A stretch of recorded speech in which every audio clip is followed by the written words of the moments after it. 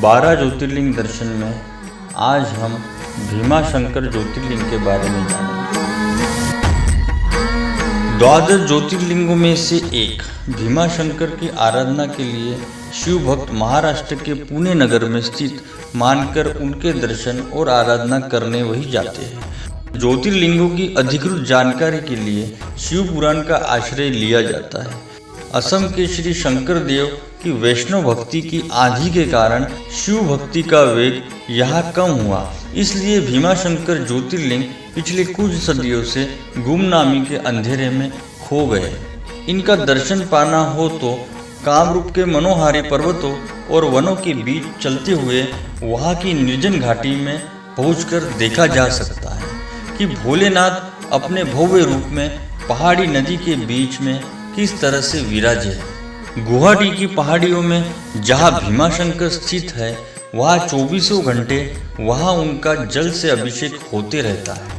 वर्षा ऋतु में तो वे पूरी तरह नदी में डुबकी लगा लेते हैं। यहाँ काशी से लेकर देश भर से संत और शिव भक्त आकर साधना करते हैं।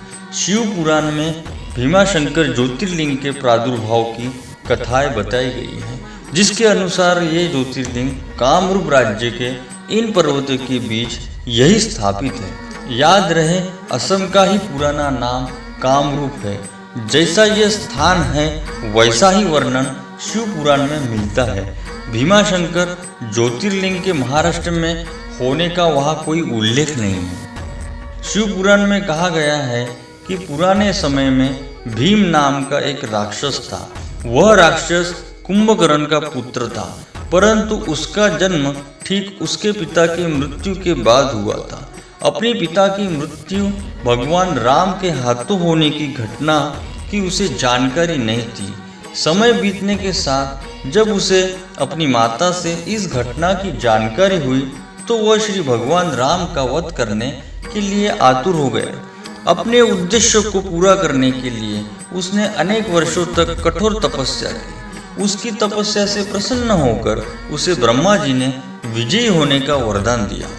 वरदान पाने के बाद राक्षस निरंकुश हो गया। उससे मनुष्य के साथ साथ देवी देवता भी भयभीत रहने लगे।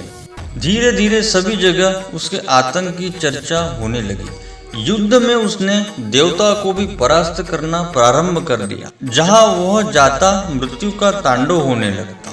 उसने सभी और पूजा पाठ बंद करवा दिए। अत्यंत परेशान होने के बाद सभी देव भगवान शिव जी की शरण में गए। भगवान शिव जी ने सभी को आश्वासन दिलाया कि वे इसका उपाय निकालेंगे। भगवान शिव ने राक्षस को नष्ट कर दिया। भगवान शिव जी से सभी देवों ने आग्रह किया कि वे इसी स्थान पर शिवलिंग रूप में विराजित हो। उनकी इस प्रार्थना को भगवान शिव ने स्वीकार किया और वे भीमाशंकर ज्योतिर्लिंग के रूप में आज भी यहाँ विराजित है। इसी तरह भीमाशंकर ज्योतिर्लिंग की कहानी यही समाप्त होती है। ओम नमः शिवाय।